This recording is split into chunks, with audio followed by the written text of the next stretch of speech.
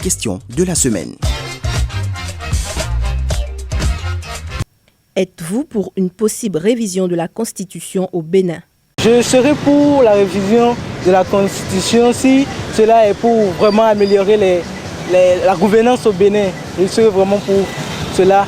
Mais si c'est pour des intérêts personnels, pour améliorer ses conditions de vie ou ses conditions d'entreprendre, demain, je n'approuve pas du tout cela. Ah oui, moi je suis pour la révision. Parce que ça va nous permettre de diminuer le nombre de partis politiques. Et au temps des élections, ça va faciliter un peu la tâche et diminuer le coût. Je suis essentiellement pour ça là seul. Oui. Mais si c'est pour autre idée, pour rester au pouvoir, bon, moi je ne suis pas pour. Bon, parce que pour moi, j'aimerais bien qu'on revoie un peu le mandat présidentiel. C'est-à-dire, comme on le dit, le mandat unique nous profiterait. Ce n'est pas parce que nous avons connu des dérives qu'il faut aller directement à la question d'un mandat unique. C'est le pourquoi je ne veux pas de cette révision. Certes, l'œuvre humaine n'est point parfaite. Il est vrai, on peut réviser la Constitution, mais pas dans son ensemble.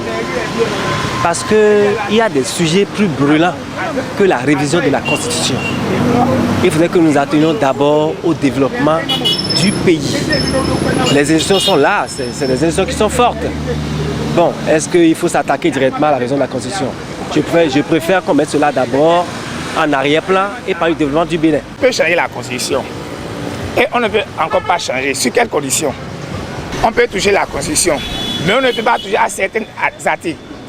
Quel article?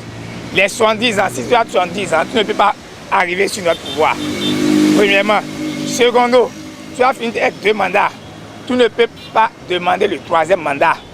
Parce que l'État, c'est une continuité. Pourquoi pas moi-même le président de la République du Bénin? N'importe qui peut être le président de la République.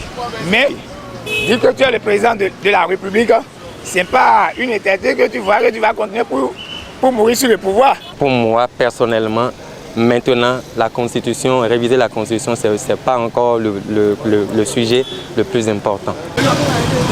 Bon, il y a des articles qu'on peut changer concernant le nombre de mandats.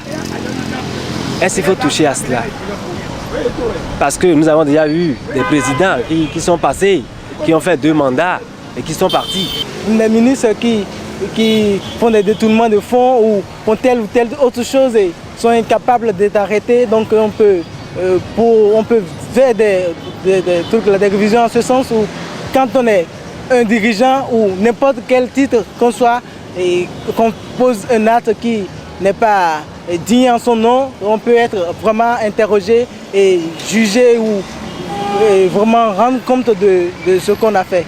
Comme au temps du campagne, comme le président nous a promis qu'il y a certaines postes dans l'administration et pour occuper ces postes, il faut faire appel à la candidature. Si on peut mettre aussi ça là dans la Constitution, c'est bon.